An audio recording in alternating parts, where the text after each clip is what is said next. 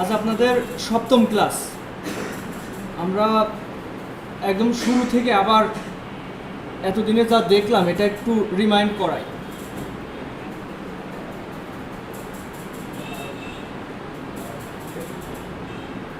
আচ্ছা, কম্পিউটারের বেসিক বিষয়গুলো আমি একটু আরেকবার আপনাদের একটু দেখাই, যেগুলো আপনাদের জানা দরকার আছে।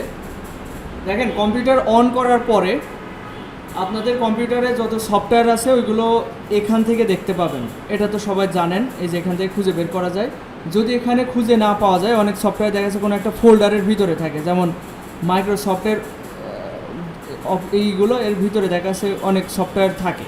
এগুলো খুঁজে পেতে যদি সমস্যা হয়, সেক্ষেত্রে আপনারা এখানে দেখেন একটা সার্চ বার আছে।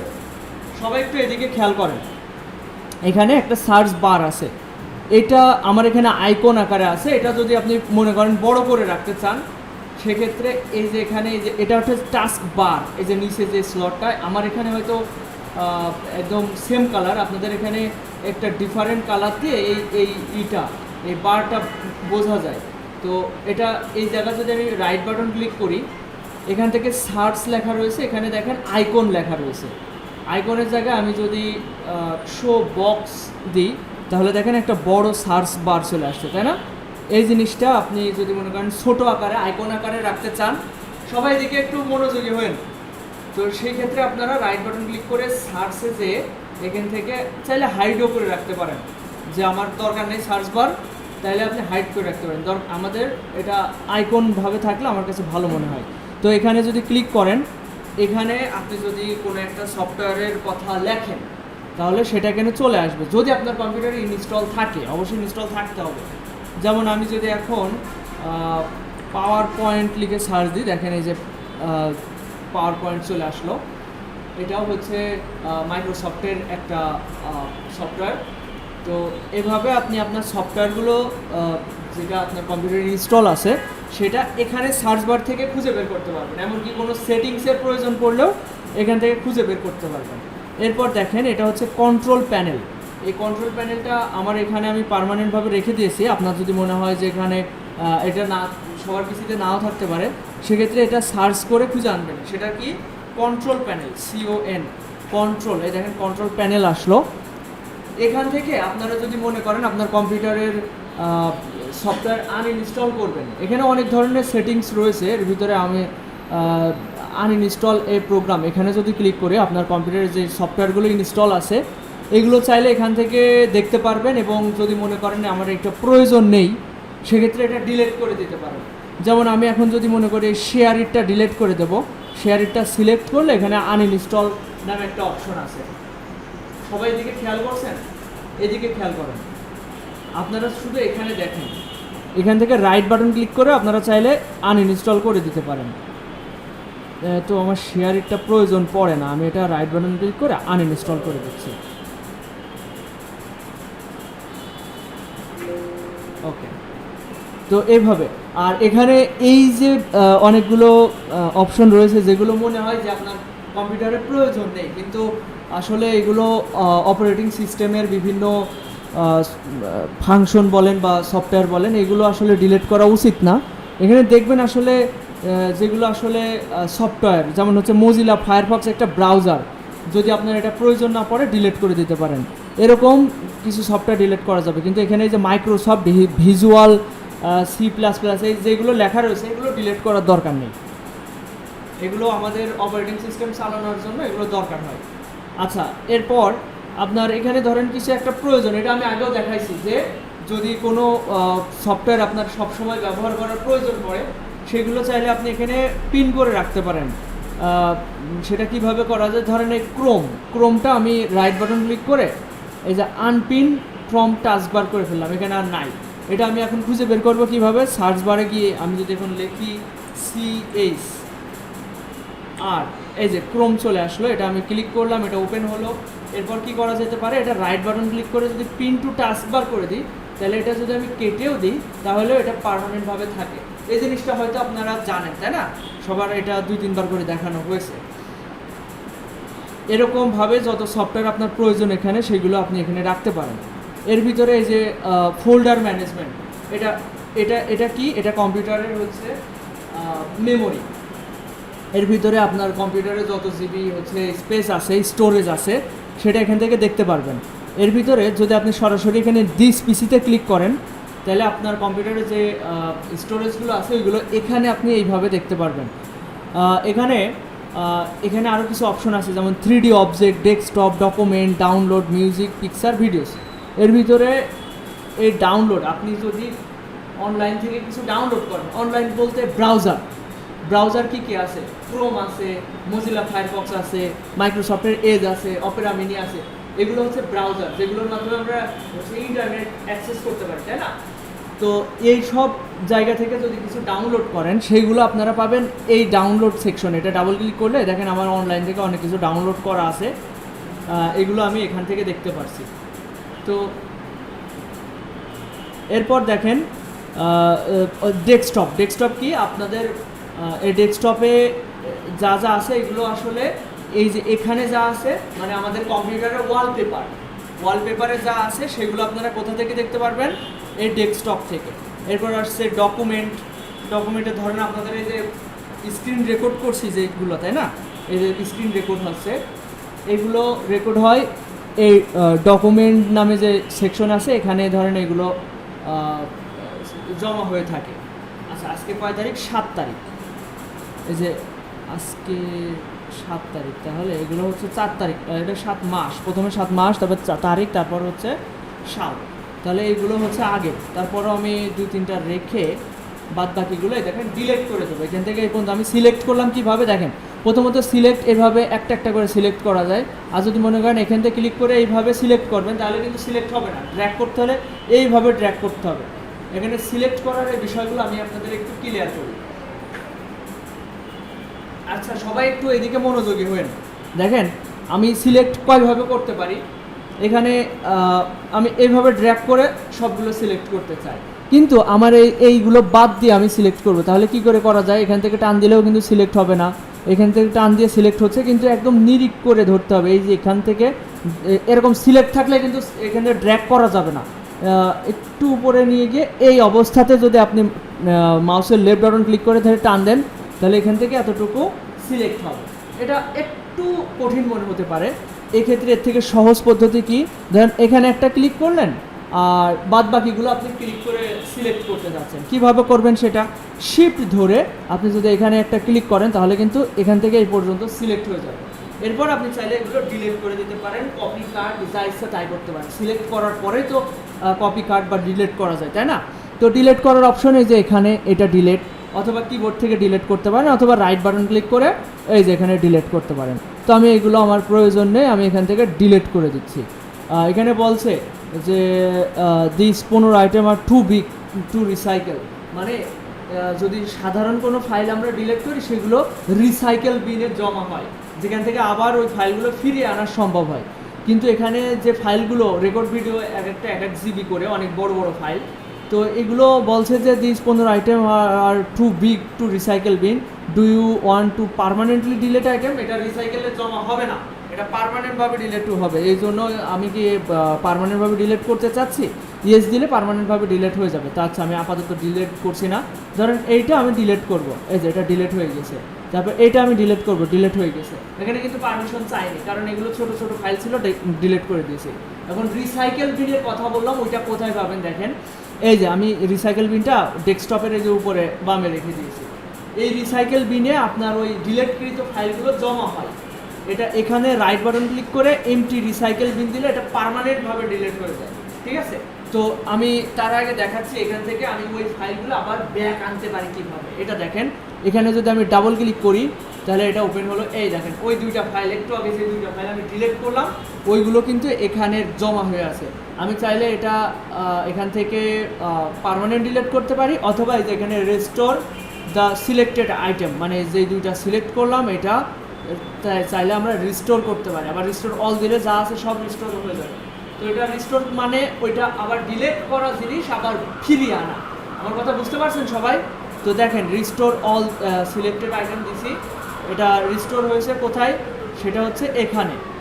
রিফ্রেশ দিই, এই দেখেন এইটা ডিলিট করেছিলাম আর এইটা ডিলিট করেছিলাম, এই দুইটা কিন্তু আবার ব্যাক চলে এসেছে। এভাবে আবার রিস্টোর করা যায়। তো দেখেন সিলেক্ট করছি আমি, এখানে একটা ক্লিক করলাম, এবার কিবোর্ডে শিফট প্রেস করে ধরে আমি উপরের পর্যন্ত ক্লিক করে কিবোর্ড থেকে ডিলিট অথবা এখান থেকে ডিলিট করলাম এবং এখান থেকে পার্মানেন্ট ডিলিট করে দিলাম। পার্মানেন্টভাবে ডিলিট হয়ে গেল। এখন দেখেন আর রিসাইকেলেও থাকছে না, কারণ এটা তো পার্মানেন্ট ডিলিট হয়ে গেছে।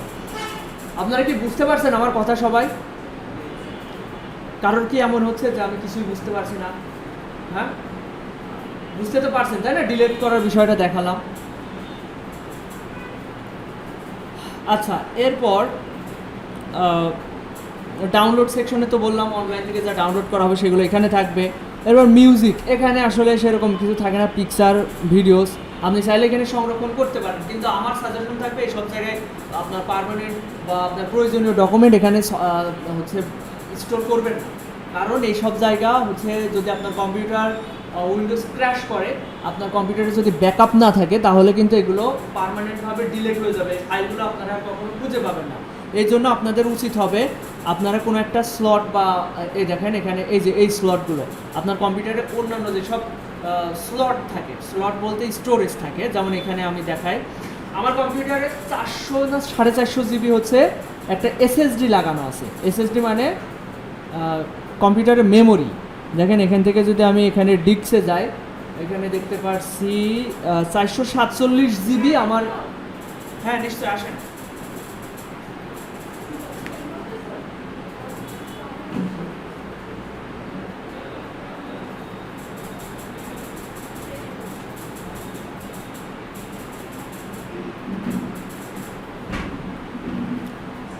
আপনাদের দেরি হলো কেন? হ্যাঁ, সময় মতো আসতে হবে, এর 20 মিনিট দেরি করেছেন। আমাদের একটা রুলস আছে, এটা আপনাদের উপরে প্রয়োগ করা শুরু করতে হবে। যদি কেউ কোনো কারণ ছাড়া 20 মিনিট দেরি করেন, মিনিট প্রতি 5 টাকা জরিমানা হবে। 20 মিনিটে 5 কুড়ি 100 টাকা জরিমানা হবে, এরকম এরকম সিস্টেম আনতে হবে। তা না হলে ক্লাসে আপনাদের ফোকাস থাকবে না। এই যে এতক্ষণ আমি যে জিনিসগুলো দেখালাম, এগুলো যদি আমি আবার রিপিট করতে যাই তাহলে আপনাদের সময় নষ্ট হবে না। এই জন্য দেরি করা যাবে না। হ্যাঁ, নেক্সট টাইম ক্লাসে কোনো কারণ ছাড়া দেরি করা যাবে না। আপনার যদি কোনো কারণে দেরি হয় সেটা আমাকে বলতে হবে যে এই কারণে আমার দেরি হয়েছে, কিন্তু আপনি অবহেলা করবেন এটা আমরা মেনে নিব না। অবহেলা করা যাবে না ক্লাসে। হ্যাঁ, আর কেউ যদি হচ্ছে একদিন ক্লাস অফ করেন, এর জন্য জরিমানার ভিতরে আনতে হবে।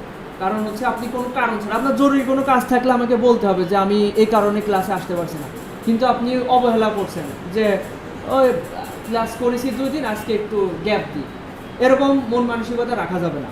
আপনাদের রেগুলার ক্লাসে আসতে হবে, তা না হলে এই যে শেখার ধারাবাহিকতা থাকে না। আপনি কোনো একটা ক্লাস মিস দিলেন, অনেকটুকু বিষয় আপনি হচ্ছে মিস করে যাবেন, এতে করে আপনার শেখার আগ্রহটা নষ্ট হয়ে যাবে। আপনি যখন গ্যাপ দিবেন, শিখতে না পারবেন, বুঝতে না পারবেন, তখন এই সব শেখার প্রতি যখন কিছু পারবেন না, তখন আপনার শেখার প্রতি আগ্রহটা হারায় যাবে, এরকমটা ঘটে। হ্যাঁ,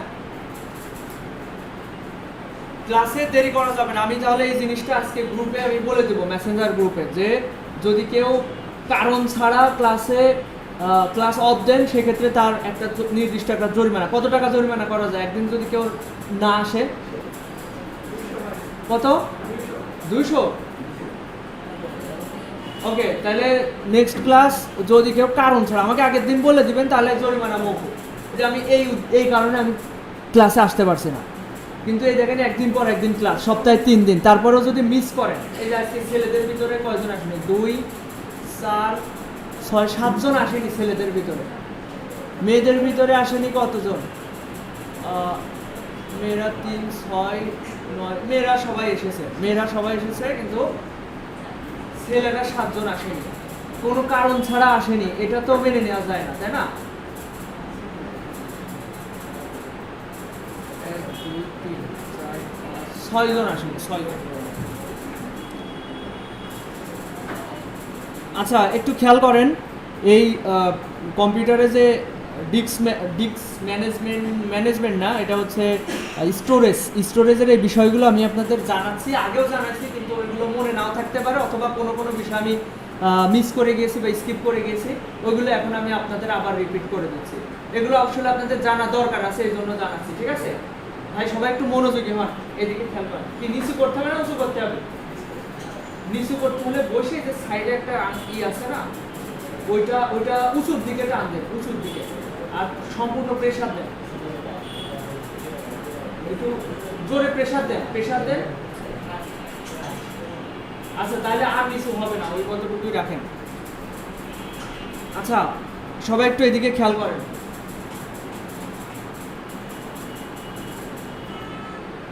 তো আমি যেটা বলছিলাম যে আমাদের যে কম্পিউটারে হচ্ছে স্টোরেজ আছে, এটা আমার একটা এসএসডি 4টা পার্টিশনে ভাগ করা রয়েছে। প্রথমটাতে আছে সি ড্রাইভ।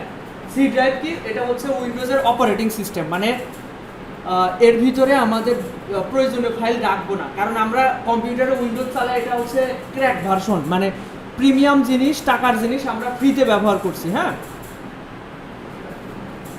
এই যে 25 মিনিট লেট কত টাকা জরিমানা হতে পারে?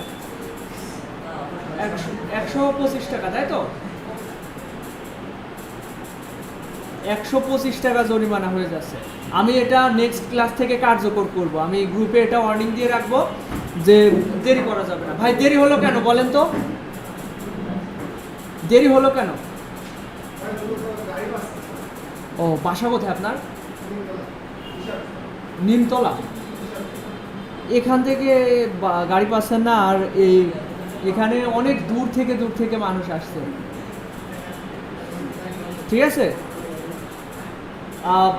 নেক্সট টাইমে কিন্তু অবশ্যই ক্লাসে টাইমলি আসতে হবে। আমি এটা করব, কারণ দেখেন 25-26 মিনিটে আমি অনেক কিছু দেখাই ফেলছি, এইগুলো আপনারা মিস করে ফেলবেন। ভাই এদিকে খেয়াল করেন, এদিকে মনোযোগী হন। আচ্ছা, যেটা বলছিলাম যে আমাদের অপারেটিং সিস্টেম এইটাতে ইনস্টল করা থাকে সি ড্রাইভে। সি ড্রাইভের ভিতরে আমরা প্রয়োজনীয় গুরুত্বপূর্ণ ফাইল রাখবো না। কেন রাখবো না? কারণ এটা যে কোনো সময় উইন্ডোজ ক্র্যাশ করে যেতে পারে। কারণ উইন্ডোজ ক্র্যাশ করলে আপনার কোনো ব্যাকআপ নেই। ব্যাকআপ কেন নেই? দেখেন, ব্যাকআপ মানে কি আমি বলি। ক্লাউড স্টোরেজের নাম শুনেছেন আপনারা? ক্লাউড স্টোরেজ মানে মানে আপনার ফোনে কত জিবি আছে? ফোনে, আমাদের ফোনে দেখা যাচ্ছে কারোর ফোনে হচ্ছে 64 জিবি, কারোর ফোনে হচ্ছে 128 জিবি হয়, তাই না? কারোর ভালো ফোনে 250 জিবি পর্যন্ত স্টোরেজ থাকে। এই স্টোরেজ বাদেও আমাদের গুগল ফটোস নাম শুনেছেন না? ওখানে কত জিবি থাকে? 15 জিবি না? 15 জিবি। আমাদের এটা হচ্ছে গুগল দেয়, গুগল ড্রাইভে আমাদের 15 জিবি ফ্রি দেয়। এটাকে বলা হয় ক্লাউড স্টোরেজ। ক্লাউড স্টোরেজ হচ্ছে যদি আপনি প্রিমিয়াম নেন, আমার যেমন প্রিমিয়াম নেওয়া রয়েছে, আমার এই যে এই অ্যাকাউন্টে হচ্ছে প্রিমিয়াম নেওয়া রয়েছে, এখানে আমি যদি গুগল ড্রাইভে যাই আমার অনেক জায়গা দেয় ক্লাউড স্টোরে। এই ক্লাউডে যদি আপনি ব্যাকআপ নিতে পারেন, এই দেখেন আমার এখানে 5 টেরাবাইট দেওয়া। 5 টেরাবাইট মানে বোঝেন কত জিবি? 1024 জিবিতে 1 টেরাবাইট, তাহলে 5000 জিবি আমার হচ্ছে অনলাইনে স্টোরেজ আছে। তো এর ভিতরে যদি আপনার কম্পিউটারে গুরুত্বপূর্ণ ফাইল আপনি ব্যাকআপ করে নিতে পারেন, তাহলে আপনার গুরুত্বপূর্ণ ফাইলগুলো সব ওখানে ক্লাউডে জমা হবে। ক্লাউড মানে কি? ক্লাউড মানে আমরা জানি মেঘ, তাই না? অনলাইনে হচ্ছে এই স্টোরেজটা। এটা যারা হচ্ছে গুগলের, যারা হচ্ছে গুগল কোম্পানির যারা আছে, ওদের অনেক বড় সার্ভার রুম আছে, ওখানে অনেক জিবি স্টোরেজ করা আছে। আপনি চাইলে ওখানে আপনার ফাইলগুলো জমা রাখতে পারেন। আমার কথা বুঝতে পারছেন সবাই? এটাকে বলা হয় ক্লাউড স্টোরেজ। আর কম্পিউটারের স্টোরেজ কোনটা? এই যে এখানে আমার এখানে যেমন কত জিবি আছে, এখানে আমার মোটামুটি 450 জিবি জায়গা আছে, 450 জিবি। কিন্তু আমার ক্লাউডে আর কত জায়গা পাচ্ছি? হচ্ছে 5 টেরাবাইট, মানে 5000 জিবি। 5000 জিবি, এর জন্য আমার মাসিক টাকা খরচ করতে হয়, তাই না? এটা ক্লাউড স্টোরেজ নিতে হলে যে কোনো কিছুতে টাকা খরচ করতে হয়, মাসিক চার্জ দিতে হয়। তো এই জিনিসটা হচ্ছে, এই যে আমাদের কম্পিউটারের অপারেটিং সিস্টেমের নাম হচ্ছে উইন্ডোজেরও হচ্ছে ক্লাউড স্টোরেজ আছে। তার নাম হচ্ছে ঠিক খেয়াল হচ্ছে না, মাইক্রোসফটের। আচ্ছা, আমি যদি সার্চ দিই তাহলে বোঝাতে পারবো।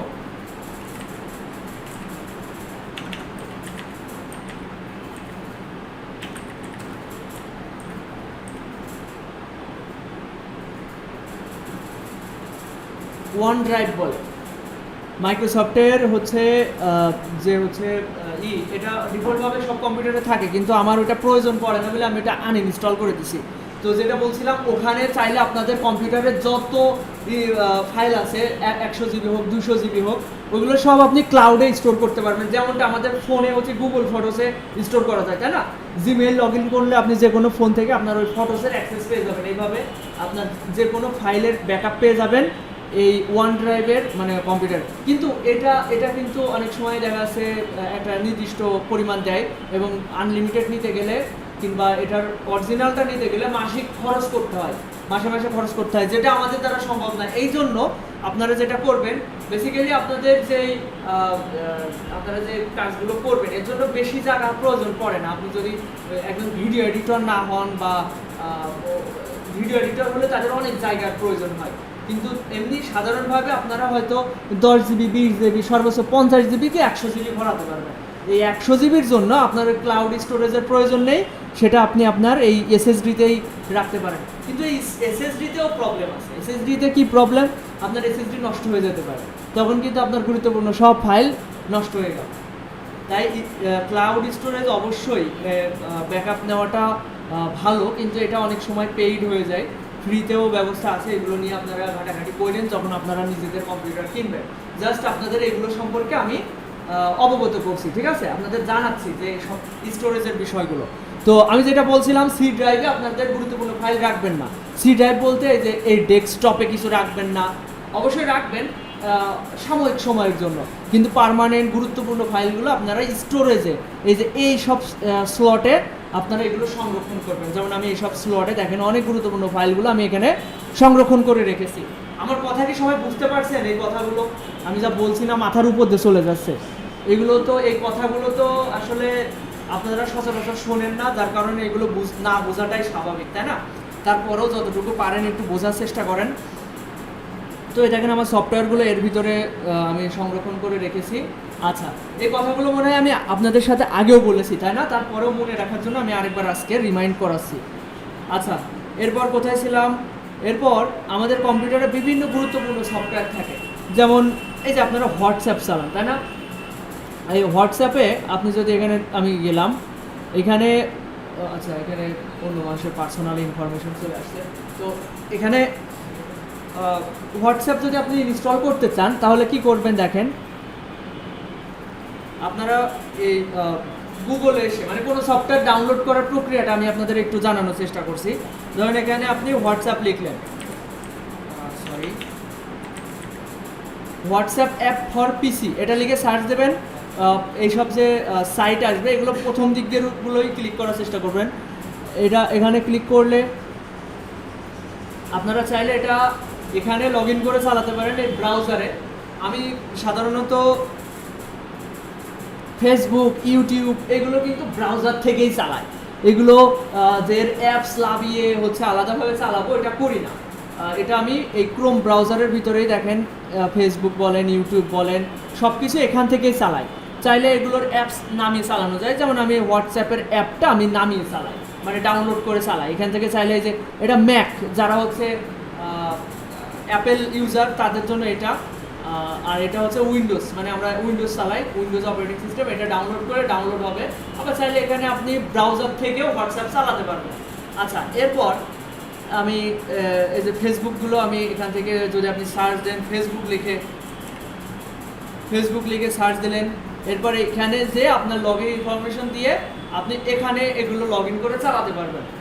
আচ্ছা, এরপর এরকম ইউটিউব বলেন, যাই বলেন, এগুলো আপনি এখানে সংরক্ষণ করতে পারবেন। আমি এইসব সম্পর্কে আমি পরবর্তীতে দেখাবো। আমি যেটা এখন দেখাচ্ছিলাম সফটওয়্যার ইনস্টল করার প্রক্রিয়া। তো এখান থেকে এটা ডাউনলোড করলে এটার একটা ফাইল ডাউনলোড হবে। ওই ফাইলটা কোথায় ডাউনলোড হবে দেখেন, এই যে ডাউনলোড সেকশনে, এবং এরকম একটা ফাইল আসবে হোয়াটসঅ্যাপ নামে। তো ওখানে ডাবল ক্লিক করে একটা পারমিশন চাইবে, ওখানে ইয়েস দিলে আপনার ওইটা লগ ইন হয়ে যাবে, মানে লগ ইন বলতে ইনস্টল হয়ে যাবে। তারপর আপনাকে লগ ইন করে নিতে হবে লগ ইন ইনফরমেশন দিয়ে। তো এরপরে কি দেখানো যায়, এরপর দেখেন আপনাদের এই যে কম্পিউটার, আপনাদের ক্লাসটা রেকর্ড হচ্ছে একটা সফটওয়্যারের মাধ্যমে, সেটা ক্যামতাসিয়া। এটাতে আমি রেকর্ড ভিডিও এডিট করি, আর এটাতে রেকর্ড হচ্ছে যে এখন রাইট নাও রেকর্ড হচ্ছে 24 মিনিট রেকর্ড হচ্ছে। এখানে অডিও জোরে কথা বললে এটা জোরে যাচ্ছে, যাই হোক এটা মিনিমাইজ করে রাখি।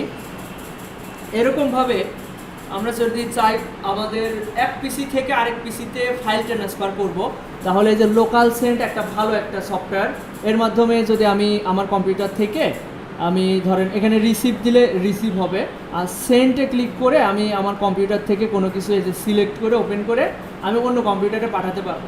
এই একটা সফটওয়্যার খুব ইজিলি ব্যবহার করা যায়। তাছাড়া আপনি আপনার ফোন থেকে কোনো ভিডিও, কোনো পিকচার যদি পিসিতে নিতে চান, তাহলে এই যে ডাটা কেবল আছে না, ফোনের চার্জার কেবল, এই ফোনে আপনি এক পাশে চার্জ দিবেন, চার্জারের আরেকটা হচ্ছে কম্পিউটারে হচ্ছে ইউএসবি পোর্ট আছে, এই চার্জারের ওই মাথার থেকে খুলে যদি আপনি কম্পিউটারে ইউএসবি পোর্টে দেন, তাহলে কিন্তু আপনার ফোন থেকে আপনি ডাটা হচ্ছে পিসিতে ট্রান্সফার করতে পারবেন, আবার পিসি থেকে ডাটা ফোনে ট্রান্সফার করতে পারবেন। এটা সবচেয়ে ভালো একটা পদ্ধতি। আর এছাড়া আপনি শেয়ার ইট, আমি যে একটু আগে আনইনস্টল করে দিলাম, পিসিতেও থাকবে শেয়ার ইট, কম্পিউটার ফোনেও থাকবে। এরপর আপনি ফোন থেকে পিসিতে, পিসি থেকে ফোনে ডাটা ট্রান্সফার করতে পারবেন। এই হচ্ছে সিস্টেম। আবার এই যে লোকাল সেন্ট যেটার কথা বললাম, এটার মাধ্যমেও আপনি ফোনেও ইনস্টল করে ফোন থেকেও এটা ডাটা ট্রান্সফার করতে পারবেন। আচ্ছা, আপনাদের কি এইভাবে আমি যেভাবে বোঝাচ্ছি, এটা কি আপনাদের কি মানে শুনতে অসুবিধা হচ্ছে কি? মানে ক্লাস কি বোরিং লাগছে তাই বলেন? ঘুম লাগছে একটু? ঘুম লাগে যখন একটানা অনেক কিছু শোনা হয়, তখন ঘুম লাগে। যদিও আপনার ঘুম পুড়ে গেছে রাতে, তারপরও ঘুম লাগবে, কারণ এগুলো আসলে হ্যাঁ বলছিলেন না? আচ্ছা আচ্ছা, একটানা অনেক কথা শুনতে থাকলে ঘুম লাগে, আমি বুঝি এটা। আচ্ছা, এরপর দেখেন, এরপর আমি এই যে নোটপ্যাড তো আপনাদের দেখাইছি, এটার মাধ্যমে কিছু লিখে এটা আপনি সেভ করে রাখতে পারেন আপনার কম্পিউটারে। এরপর এই যে একটা ব্রাউজার, আমি সাধারণত ক্রোম ব্রাউজারটাতে অভ্যস্ত, এটা চালিয়ে আমি স্বাচ্ছন্দ্য বোধ করি। এরপর দেখেন এখানে দুইটা সফটওয়্যার আছে, একটা আছে ফটোশপ, একটা আছে ইলাস্ট্রেটর। এই দুইটা সফটওয়্যারের মাধ্যমে আমি আমার ডিজাইনের কাজগুলো করে থাকি আমার ক্লায়েন্টের জন্য। এই সফটওয়্যারের মাধ্যমে আমরা আমার ক্লায়েন্টের কাজ করি এবং এই ফাইল রেডি করে ওগুলো ক্লায়েন্টে পাঠাই। আচ্ছা, এরপর আচ্ছা, আপনাদের কি আলাদাভাবে কারোর কিছু জানার আছে? প্রশ্ন করতে পারেন, প্রশ্ন করবো, একটু রাখি।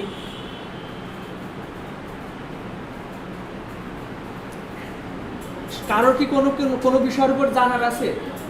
কোনো প্রশ্ন আছে কি কারোর?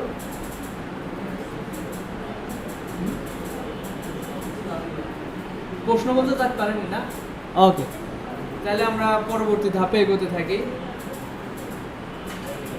আচ্ছা, এখন আমরা কাজ শিখছিলাম হচ্ছে মাইক্রোসফট ওয়ার্ড 2016 সালের ভার্সনটা। দেখেন এই সফটওয়্যারটা ইনস্টল করার প্রসেসটা আমি একটু দেখাই, যদি আপনারা এটা ডাউনলোড করে ইনস্টল করতে চান। এটার আমার আচ্ছা, এইটা আমার আপনাদের জানানো উচিত। আচ্ছা, আপনারা কেউ গুগল ড্রাইভ ব্যবহার করেছেন কখনো? গুগল ড্রাইভ ফোনে করেছেন তাই না? হ্যাঁ, ফোনেও যা, পিসিতেও তাই। এটার ব্যবহার আমি একটু আপনাদের সবার একটু দেখাবো, শেখাবো। দেখেন, আমি আমার পিসিতে গেলাম, সফটওয়্যারে গেলাম, এখানে দেখতে পাচ্ছি মাইক্রোসফট অফিস 2016 ভার্সনটা আপনাদের পিসিতেও ইনস্টল করা রয়েছে, এই যে ভার্সনটা। তো এটা ইনস্টল করার প্রসেসটা কি? এটা জিপ অবস্থায় আছে, রাইট বাটন ক্লিক করে এক্সট্র্যাক্ট ফাইল করলে এটা এই যে জিপ আকারে নর্মাল হলুদ এই রঙের ফোল্ডারে হয়। এটা ডাবল ক্লিক করে, এখানে ডাবল ক্লিক করলাম, একটা সফটওয়্যার। ভাই আপনারা একটু এইদিকে খেয়াল করেন, এটা এইদিকে খেয়াল করেন। আমি এই যে সফটওয়্যার ইনস্টল করার প্রসেস দেখাচ্ছি। আমরা সাধারণত ফোনে কি করি, প্লে স্টোরে যাই, সফটওয়্যারটা একটা ক্লিক করে ইনস্টল করে ফেলি, তাই না? কিন্তু কম্পিউটারে আমরা যেহেতু এটা ক্র্যাক ভার্সন চালাই, এর জন্য আমাদের ওই ফাইল মানে যে কোনো ভার্সন মানে যে কোনো সফটওয়্যারের ফাইল ডাউনলোড করে তারপরে ইনস্টল করতে হয়, ক্র্যাক করতে হয়। এটা কিভাবে করতে হয় দেখেন, ধরেন আপনি অনলাইন বিভিন্ন সাইট থেকে একটা সফটওয়্যার ডাউনলোড করলেন, এই যে এই সফটওয়্যারটা ধরেন এরকম জিপ অবস্থায় থাকে, এটা রাইট বাটন ক্লিক করে এক্সট্র্যাক্ট ফাইল করতে হয়, তারপর এটা নর্মাল একটা ফোল্ডার হয়। এরপর এটাতে ডাবল ক্লিক করলাম, এর ভিতরে প্রবেশ করলাম, আবার এটাতে ডাবল ক্লিক করলে এর ভিতরে প্রবেশ করলাম। একইভাবে আবার গিয়ে এখানে দেখেন সেট আপ লেখা রয়েছে, এখানে অনেকগুলো ফাইল রয়েছে, এর ভিতরে আমরা যাব কোথায়? সেট আপে ডাবল ক্লিক করে যদি আপনি নেক্সট করেন, তাহলে এই সফটওয়্যারটা ইনস্টল হবে।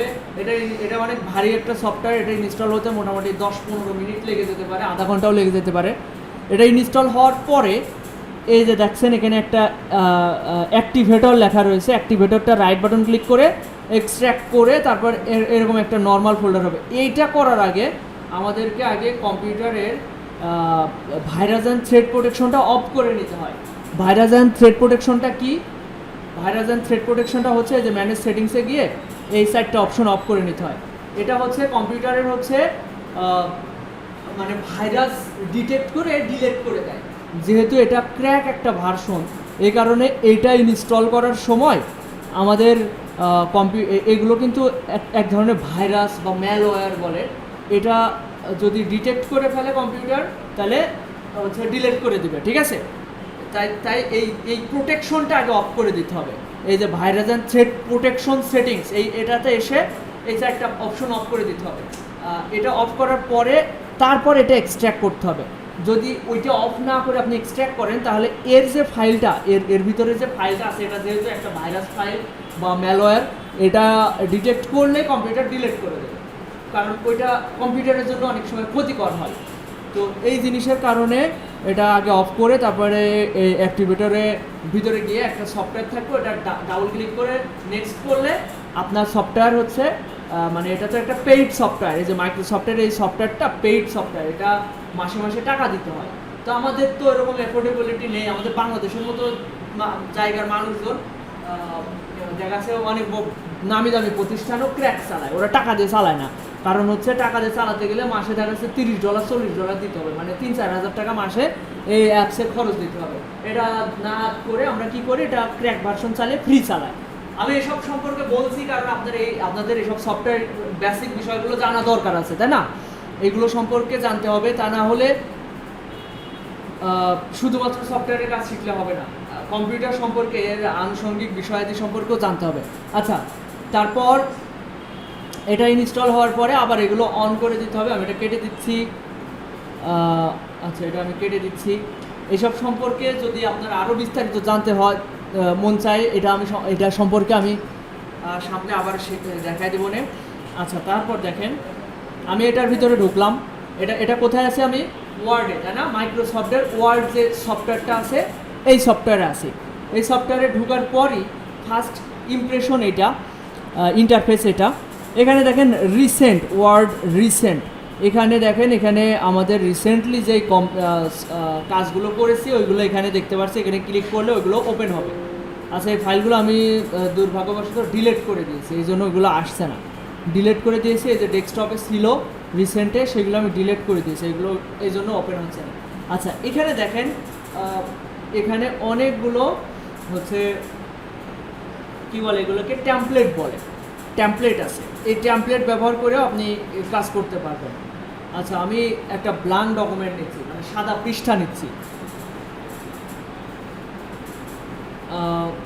আচ্ছা, আরও কি যেন আমি দেখাতে চাইছিলাম। আপনাদের কিছু প্রশ্ন থাকলে আমার ভালো লাগতো যে আপনারা প্রশ্ন করছেন, ওর উত্তর আমি দিব, কিন্তু আপনাদের কোনো প্রশ্ন নাই।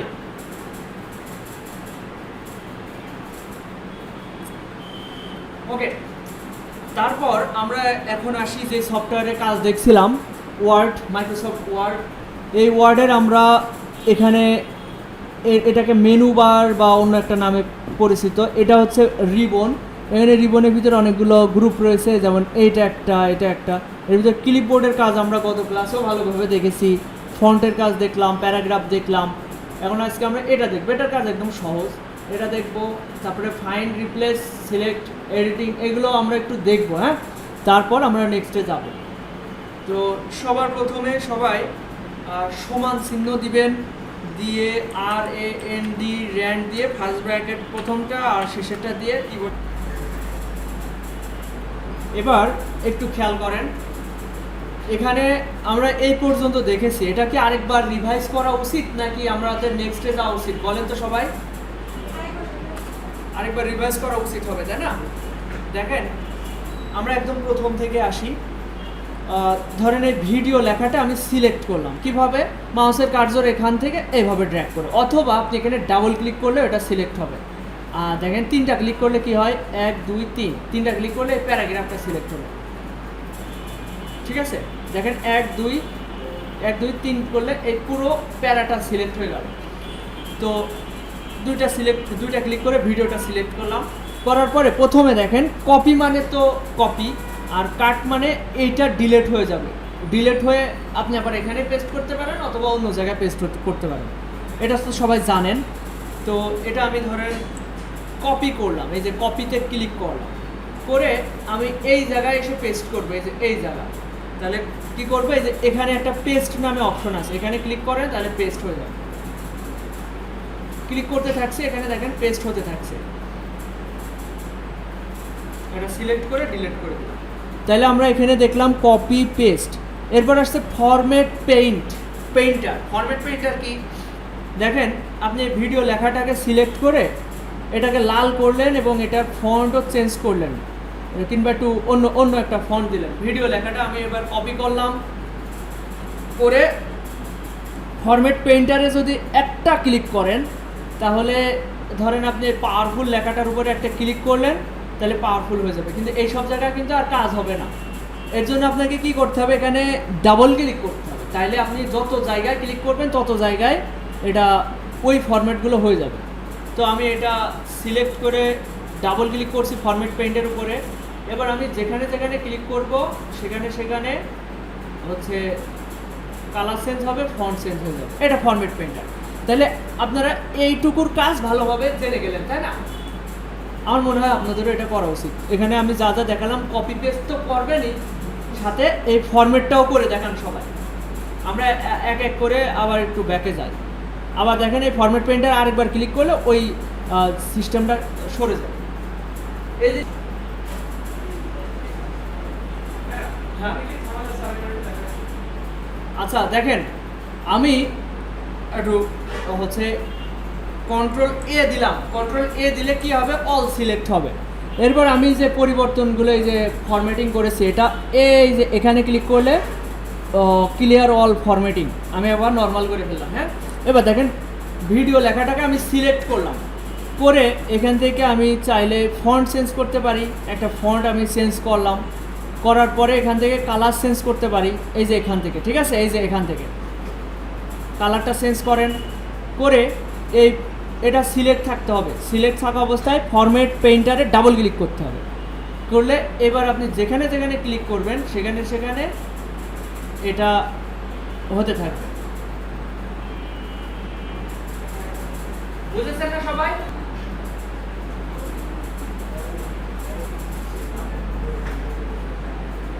আচ্ছা খেয়াল করেন, আমরা এই বোর্ডটার কাজ মোটামুটি দেখলাম, তাই না? এটাতে কারো কি কোনো সমস্যা আছে? আচ্ছা দেখেন, এখানে আরেকটা অপশন আছে ক্লিপবোর্ড নামে। এর নিচে ডান সাইডে এটাতে ক্লিক করলে এই ক্লিপবোর্ডটা আসে। এটা আসলে কি, এটা ধরেন আপনি একবার একটা জিনিস কপি করলেন, ধরেন এই যে ইনসার্ট লেখাটাকে কপি করলেন, এটা দেখবেন এখানেই থেকে যাবে। এখানে ওয়ার্ড কথাটাকে কপি করলেন, সেটা কিন্তু এখানে থেকে যাবে। এবার যখন তখন আপনি ওই লেখাগুলো আবার আনতে পারবেন। কীভাবে দেখেন, এন্টার প্রেস করলাম, ওয়ার্ডে ক্লিক করলে ওয়ার্ড চলে আসবে, ইনসার্ট। মানে আপনি যখন লেখালেখির কাজ করবেন তখন অনেক কথা আছে, অনেক কঠিন হয়ে যায়, অনেক ওয়ার্ড কঠিন হয়, তাই না?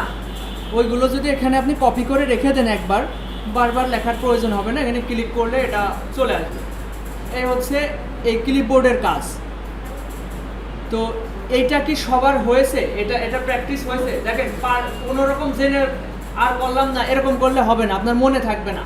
আপনি যখন এটা বাস্তবিকভাবে ট্রাই করবেন, প্র্যাকটিস করবেন, তখনই ওটা আপনার মনে থাকবে। তো এটা কি সবাই চেষ্টা করেছেন? ওকে, এবার আমরা পরের রিবন বা এই লেখালেখির সেকশনে যাই, ফন্টের। এবার দেখেন, প্রথমে আমি এগুলো আগে নর্মাল করে ফেলছি, করার পর এই লেখাটা দেখেন, এই প্রথম লাইনটাকে আমি আলাদা করে ফেললাম। কিভাবে সেটা, ধরেন এখানে ক্লিক করে আমি যদি কিবোর্ড থেকে এন্টার প্রেস করি তাহলে কিন্তু এই নিচের লেখাগুলো নিচের দিকে চলে যাবে। এবার এই লেখাটাকে আমি যদি চাই যে এর হাতের লেখাগুলো বড় হবে, তাহলে এখান থেকে আর আগে ফন্ট সেন্সটা দেখাই। এই যে ক্যালিব্রি বডি লেখা রয়েছে, এটার অ্যারো চিহ্নতে ক্লিক করলে আপনি এখান থেকে অনেক ফন্ট পেয়ে যাবেন। যেটা আপনার পছন্দ হয় সেই ফন্টটা আপনি ক্লিক করবেন, ওই ফন্টটা হয়ে যাবে।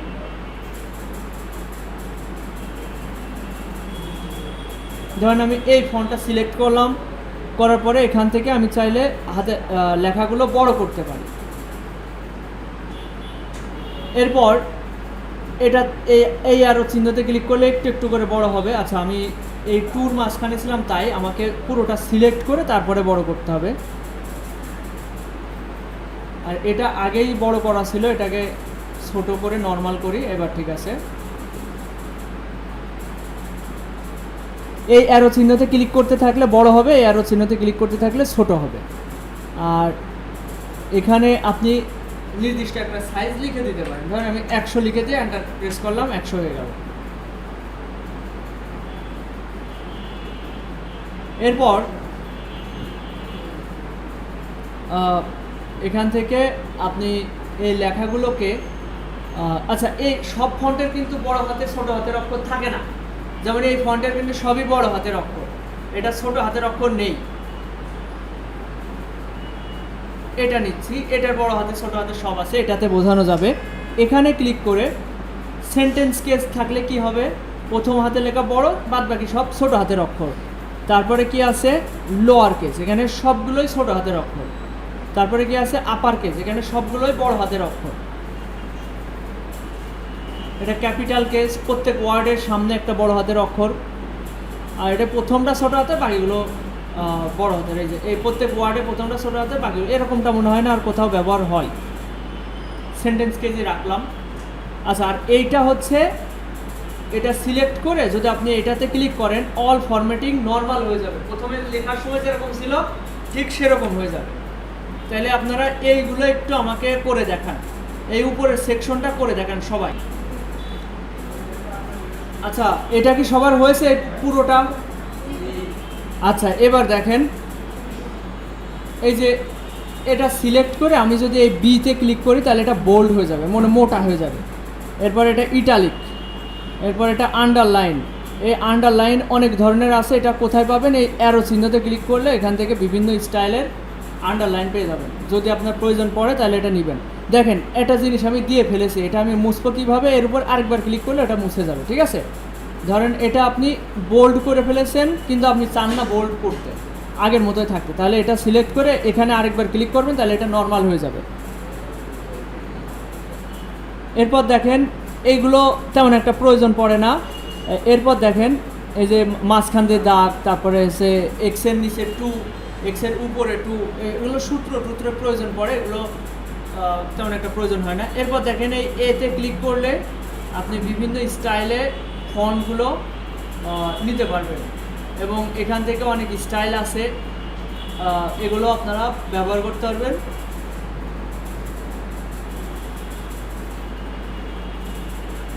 এরপর দেখেন, এটা কি?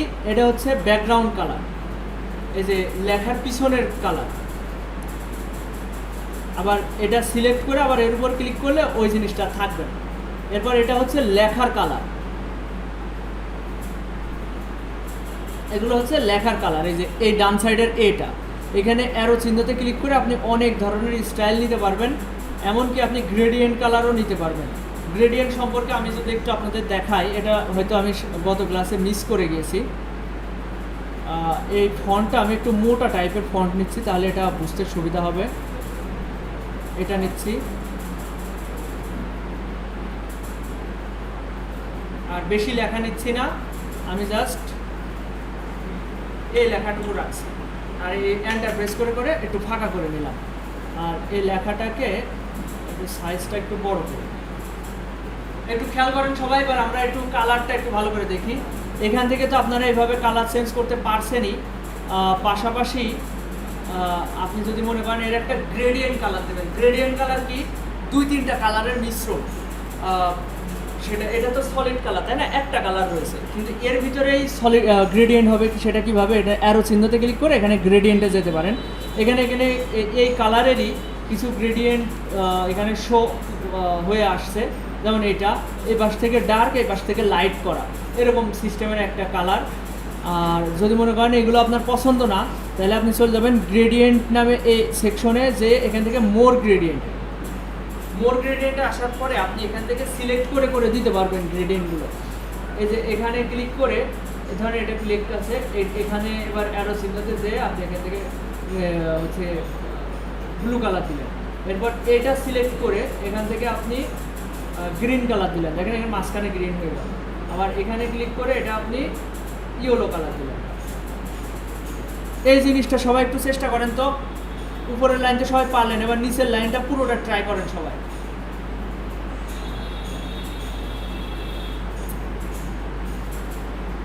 এগুলো প্র্যাকটিসের বিষয়, এগুলো মনে করেন একবার আপনারা জেনে গেলেন, বুঝে গেলেন, কিন্তু আপনার যখন এটা বাস্তবিকভাবে কাজ করতে যেতে হবে তখন কিন্তু আপনি এগুলো যদি ভালো করে না পারেন তাহলে তখন আপনি মানে কাজ করতে গেলে দেরি হবে কিংবা বুঝতে অসুবিধা হবে, এরকম হবে।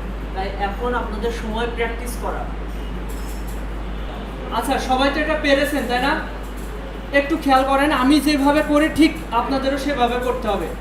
এই ভিডিও প্রোভাইডস এই লেখাটাকে আপনাদের বড় করতে হবে। একটা মোটা ফন্ট সিলেক্ট করতে হবে।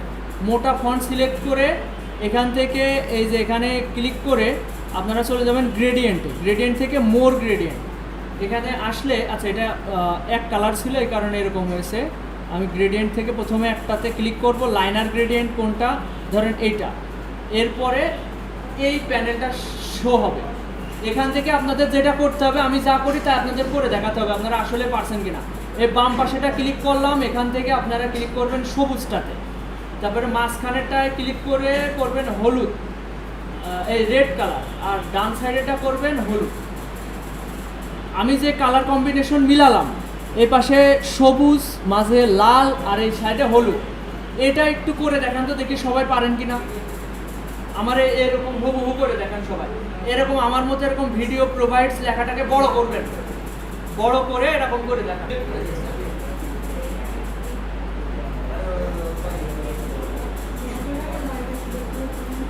আচ্ছা, এদিকে খেয়াল করেন, এখানে এই যে এখানে একটা চিহ্ন আছে, এখানে ক্লিক করে আমরা পার্মানেন্টভাবে সেট অ্যাজ ডিফল্ট করে কোনো একটা ফন্ট রাখতে পারি, কিন্তু এটা আপাতত দরকার নাই, এটা পরবর্তীতে আপনাদের প্রয়োজন পড়বে। আপাতত যা আছে এগুলো ডিফল্ট পারফেক্ট আছে। এরপর আসছি প্যারাগ্রাফ সেকশনে। এটা সম্পর্কে আমরা আগেও দেখেছি, তারপরে একবার হালকা করে বোঝাবো, এখানে বেশি সময় নিব না। দেখেন, এটা আমি সিলেক্ট করে, আমি যদি এটা অলরেডি থাকে ডিফল্ট হচ্ছে লেফট অ্যালাইন, চাইলে মিডিল অ্যালাইন করা যায়, মানে সেন্টার অ্যালাইন, মাঝে অ্যালাইন হবে, বাম পাশে ডান পাশে মেলবে না, মাঝখান হচ্ছে মেলবে।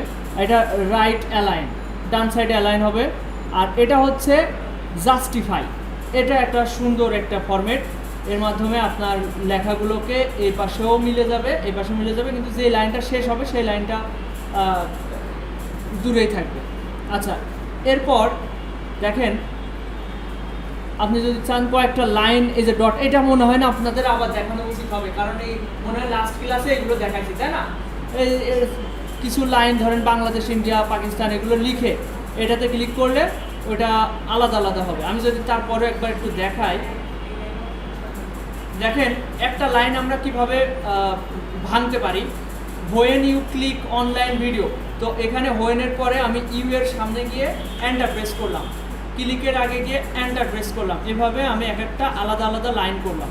করার পরে আমি এগুলো সব সিলেক্ট করে আমি যদি এখানে ক্লিক করি তাহলে এরকমটা হয়ে যাবে। ভাই আপনারা একটু খেয়াল করছেন কি, আমি এই যে এখন কি দেখালাম, এটা পারবেন করে দেখান তো, এটা করে দেখান। আমি এই যে আলাদা আলাদা লাইন, আচ্ছা একটু এদিকে সবাই খেয়াল করেন, আমরা এই যে লাইন ভাঙার যে বিষয়টা, এটা আমি একটু আপনাদের একটু দেখাই, সবাই একটু খেয়াল করেন। ধরেন এই যে প্যারার ভিতরে আমি চাচ্ছি এই লাইনটা আলাদা করতে, এই যে সবাই এদিকে খেয়াল করেন, এখানে সেভ টাইম ইন ওয়ার্ড, এই লেখাটাকে, এই লাইনটাকে আমি আলাদা করব কিভাবে। এই লাইনের উপরে এই যে এস এর আগে আমি যদি এন্টার প্রেস করি তাহলে কিন্তু এটা নিচের দিকে আসতে থাকবে, এটা পরের পেজেও চলে এসেছে। আচ্ছা, আসলো ভালো কথা। এরপর দেখেন এই লাইনের শেষ কোথায়, এই দেমের এখানে যে হচ্ছে ফুল স্টপ দেওয়া, তো এই ফুল স্টপের পরে যে টুর আগে আমি এন্টার প্রেস করলাম, এন্টার প্রেস করাতে এটা নিচের দিকে চলে যাচ্ছে, তাহলে কি হলো, এই লাইনটা আলাদা হয়ে গেল তাই না। এরপর দেখেন আমি এখানে টাইমের আগে আমি এন্টার প্রেস করলাম, এখানে একটা ক্লিক করে এন্টার প্রেস করলাম, প্রত্যেকটা ওয়ার্ডের আগে আমি যদি এভাবে এন্টার প্রেস করি এগুলো কি হবে, আলাদা আলাদা লাইনে হবে। এইবার আপনি চাইলে এটা পুরোটা সিলেক্ট করে এখানে ক্লিক করে এটাকে এইভাবে রাখতে পারেন। এরপর এটা সিলেক্ট করে যদি আপনি অন্য স্টাইল দিতে চান তাহলে এখান থেকে যে কোনো স্টাইল আপনি নিতে পারবেন। এইটা আপনারা একটু করে দেখান, সবার আমি দেখব সবাই পারছে কিনা। সবার স্ক্রিনের উপর রাখবেন, আমি দেখবো আপনারা পেরেছেন কিনা। এটা আমাদের দেখা শেষ। এবার এখানে যে এই অপশনটা 1 2 3 ক্ষেত্রে, আর এটা তেমন একটা দরকার নেই। এটা মাল্টি লেভেল হচ্ছে লাইন্সের জন্য, আর এগুলো তেমন একটা প্রয়োজন নেই, এগুলো আমরা স্কিপ করছি আপাতত। এরপর ধরেন এই জিনিসটা একটু গুরুত্বপূর্ণ। ধরেন আপনার এই প্যারাটাকে আপনি চাচ্ছেন একটা কালার দিতে, ব্যাকগ্রাউন্ডে একটা কালার দিতে, তাহলে সেটা এখান থেকে পারবেন।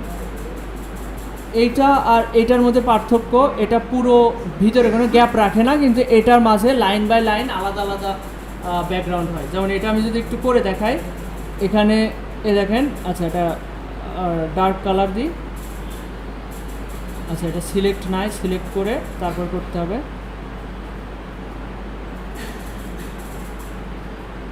দেখেন এর মাঝে একটা ফাঁকা থেকে যায়, আর এটার পিছনে ফাঁকা থাকে না, এখান থেকে করবে। এই হচ্ছে এটার ব্যাপার। এরপরে দেখেন আজকে আমরা এই স্টাইল অপশনটা আমরা আবার করব।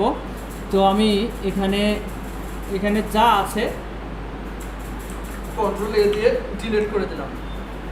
তারপর আমরা আবার নতুন করে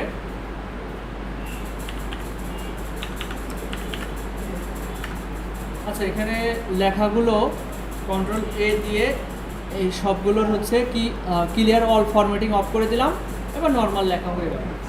এইবার আমরা এটা দেখব, এই অপশনটার কাজ দেখব। এটা একদম সহজ ব্যাপার। এটা আমি পুরোটা সিলেক্ট করে আমি যদি এটাতে রাখি, এটা তো নর্মাল, এটা ডিফল্টভাবে থাকে। এটাতে ক্লিক করলে কি হচ্ছে, কিছুটা ছোট হলো, নো স্পেসিং, কোনো স্পেস থাকবে না। এরপর এটা কি, এটা একটু বড় হবে। তারপর এটা কি, এটা একটু এক একটা স্টাইল হবে, এক একটাতে এক একটা স্টাইল হবে। এখানে ডিফল্টভাবে কিছু স্টাইল দেওয়া আছে, আপনি চাইলে নিজের মতো করে কাস্টমাইজ করে রেখে দিতে পারেন। এখানে কিছু স্টাইল দেওয়া আছে, যেমন এই একটা স্টাইল আপনি চাইলে এরকমভাবে রাখতে পারেন, এরকমভাবেও রাখতে পারেন। আর যদি মনে হয় এগুলো আপনার ভালো লাগছে না, তাহলে এখান থেকে নর্মাল করে দিবেন, তাহলে এটা নর্মাল হয়ে যাবে। এবার এই যে এখানে একটা অ্যারো চিহ্ন আছে, আচ্ছা তার আগে আমি এটা একটু সিলেক্ট করি। সিলেক্ট করার পরে এখানে এই অ্যারো চিহ্নতে ক্লিক করে আমরা এখানে আরও তিনটা এখানে স্টাইল আছে, এগুলো ইউজ করতে পারি। দ্বিতীয়ত এখানে ক্রিয়েট এ স্টাইল, আপনি চাইলে নিজের মতো করে একটা স্টাইল বানিয়ে ওটা সেট করে রাখতে পারেন। তো আমি ক্রিয়েট এ নিউ স্টাইলে ক্লিক করছি। স্টাইলের একটা নাম দিতে হবে। আচ্ছা আমি এখানে ট্রিপল এন দিলাম, দিয়ে এখানে প্যারাগ্রাফ, আচ্ছা মডিফাই, এখান থেকে আপনি চাইলে স্টাইল টাইপ, এখান থেকে ক্যারেক্টার, এখান থেকে বিভিন্ন চেঞ্জ করে এই ফরম্যাটটা আপনি সেভ করে রাখতে পারবেন।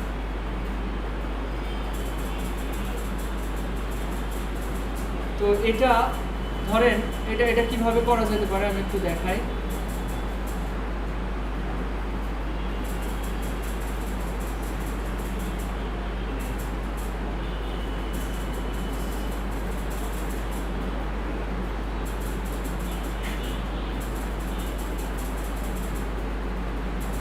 এই লেখাটাকে দেখে আমরা ক্রিয়েট নিউ স্টাইলে সেট করতে পারি কিনা।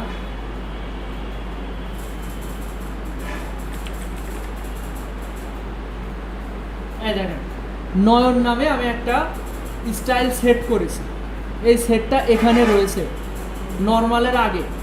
এইবার ধরেন আমি এইটা সিলেক্ট করে আমি যদি এই স্টাইলে ক্লিক করে দিই, তাহলে কি হবে, ওই স্টাইলটা নিয়ে নিই। এটা আপনি পার্মানেন্টভাবে, ধরেন আপনার একটা ফন্ট আপনার ভালো লাগে এবং ওই ফন্টের সাইজটাও আপনি নির্দিষ্ট করে রাখতে চান, সেক্ষেত্রে কী করবেন, এর অ্যারো চিহ্নতে ক্লিক করে অবশ্যই আগে সেই ফন্টটা আগে লিখে নেবেন। এখানে লিখে নেবেন, ধরেন আমি এটা আগে লিখে নিয়েছি, লিখে কালার চেঞ্জ করে নিয়েছি। আপনি চাইলে গ্রেডিয়েন্ট করতে পারেন, যে কোনো যে স্টাইলটা আপনার ভালো লাগে এবং সেটা আপনি প্রতিনিয়ত করতে চান, সেক্ষেত্রে সেটা লিখে কপি করে এই অ্যারো চিহ্নতে যেয়ে ক্রিয়েট স্টাইলে যেয়ে একটা নাম দিবেন, দিয়ে ওকে দিলে সেই স্টাইলটা পার্মানেন্টভাবে এখানে থেকে যাবে। নেক্সট টাইম আপনি জাস্ট যেই লেখাটার উপর ওই স্টাইলটা দিবেন সেটা সিলেক্ট করবেন আর এখানে ক্লিক করবেন। বোঝা গেল? তাহলে এটা করে দেখান তো সবাই।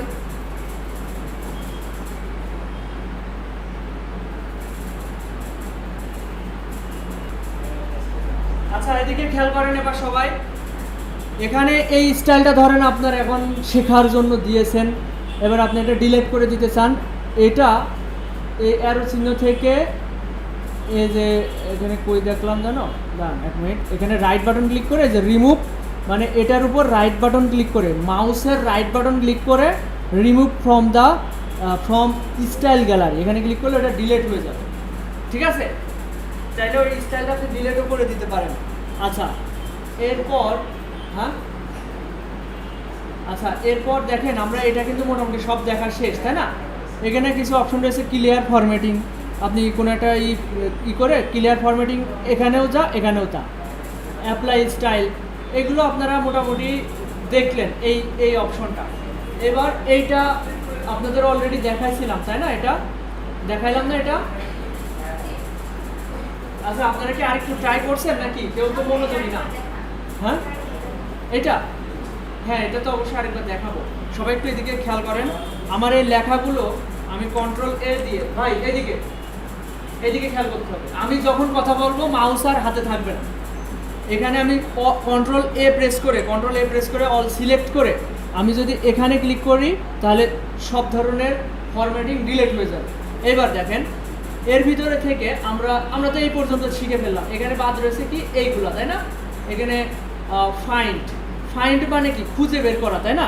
এই যে এখানে ফাইন্ডের নেভিগেশন চলে এসেছে, এটাতে ক্লিক করে আমি যদি এখন সার্চ করি, এখানে কতগুলো ভিডিও লেখা আছে, VIDEO, ভিডিও লিখে সার্চ দিলাম, এখানে দেখতে পাচ্ছি 4 রেজাল্ট, এখানে 4টা রেজাল্ট, সেগুলো হলুদ রং দিয়ে আমাকে খুঁজে বের করে দিয়েছে। এবার এটা এভাবে আমরা খুঁজে বের করতে পারি। খুঁজে বের করার পরে আপনি চাইলে এটাকে সাইজ বড় করতে পারেন। ঠিক আছে, আচ্ছা সরি, এখানে একটার উপরে অ্যাপ্লাই হয়েছে। আমি যদি এখন একটু খেয়াল করি, ভিডিও আমি আবার একটু সার্চ করি, ভিডিও লেখাটা সার্চ করলাম, এবার 4 রেজাল্ট, হ্যাঁ এবার 4টা রেজাল্টের উপরে আমি যদি এখন কালার চেঞ্জ করি, সরি একটাই কালার চেঞ্জ হচ্ছে, কন্ট্রোল জেড দিলে ব্যাকে যাওয়া যায়। আবার এখানে ভিডিও লিখলাম, তারপরে রেজাল্ট, আচ্ছা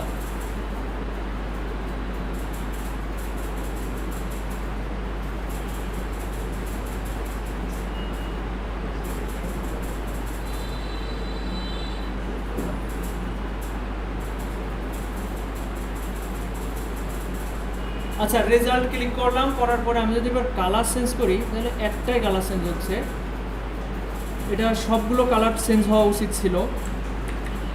আচ্ছা আবার আমি একটু ফাইন্ড করি, ফাইন্ড করার পরে এখানে যদি ফর লিখলাম, ফর আছে এই কয় জায়গায়, এরপর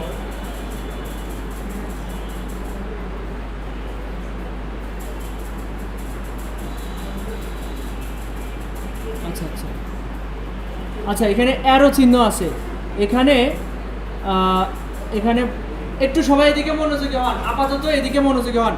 এখানে আমি ফর লিখলাম, লেখার পর এখানে সার্চ বারের ডান সাইডে অ্যারো চিহ্ন আছে, এখান থেকে আপনি যদি এটা রিপ্লেস করতে চান কিংবা আচ্ছা এটা গো টুতে যাই, রিপ্লেস করা মানে ওই যে ফর লেখা রয়েছে ফরগুলোকে আমি চাইলে চেঞ্জ করে ফেলতে পারবো।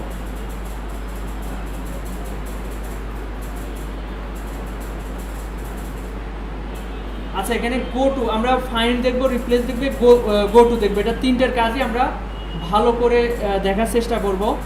তো আমি যেটা দেখাচ্ছিলাম এটা আগে দেখাই। ভিডিও লেখা 4টা আসলো, এখন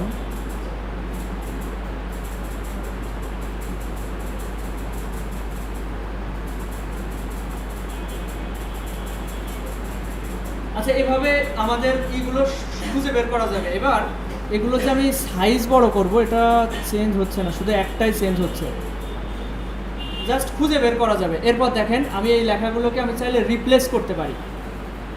রিপ্লেস কীভাবে করবো, এই যে এখানে ফাইন্ড অপশন দেখলাম, এবার রিপ্লেস অপশনে এই যে ভিডিও লেখাগুলোকে আমি যদি অডিও লিখে করে ফেলতে চাই, অডিও বানান কি AITEO, সরি AU হবে।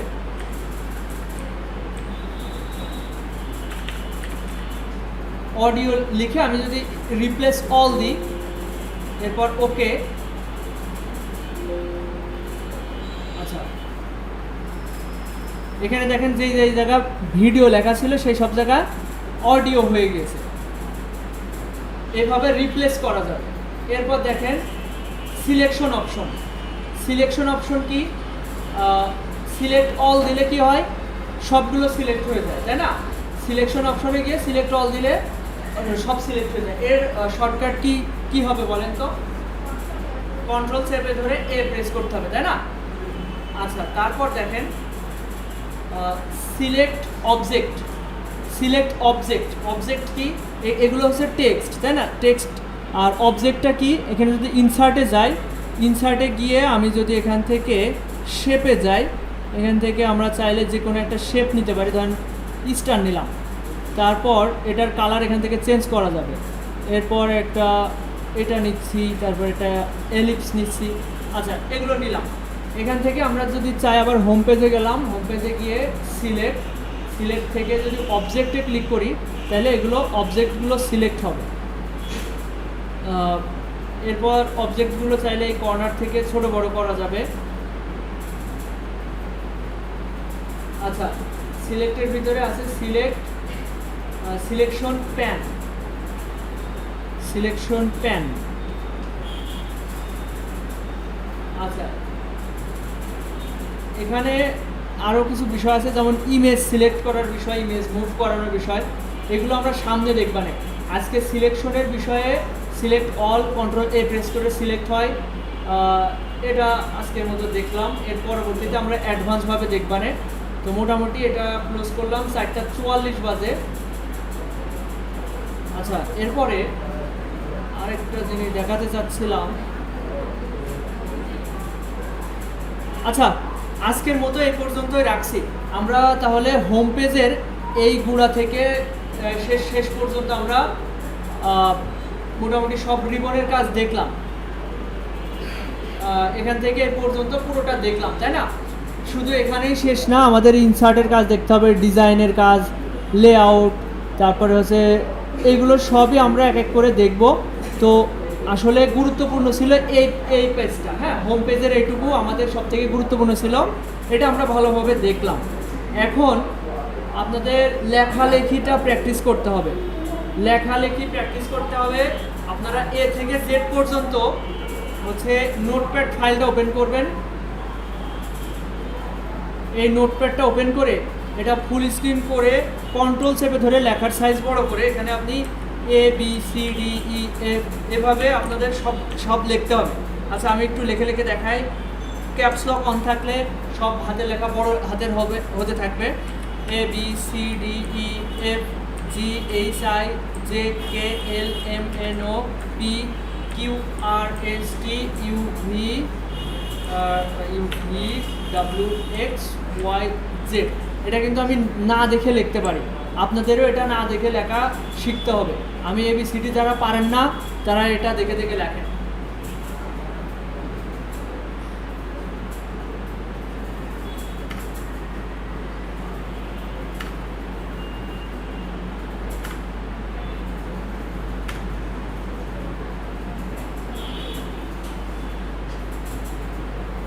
আমি যেভাবে রাখিছি এভাবে সবাই এ থেকে জেড পর্যন্ত লেখেন। এমনকি এটা কয়েকবার চেষ্টা করতে হবে, এ থেকে জেড পর্যন্ত।